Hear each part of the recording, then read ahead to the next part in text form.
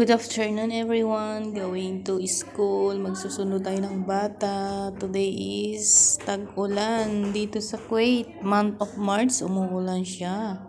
Mashallah. If there is a rain, there is a blessing. Ayan, masaya ang mga halaman dyan guys. Tingnan nyo. Napreskuhan sila, pati yung mga all people, pati halaman. Thanks God for this rain again.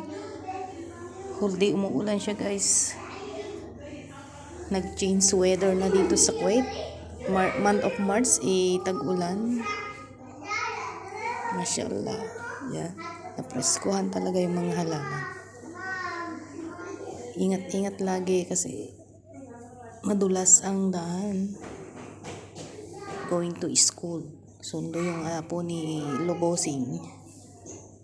Yan, may malakas ang ulan talaga kaya medyo traffic. Ingat lahat. And God bless us all. Thank you for watching. God bless.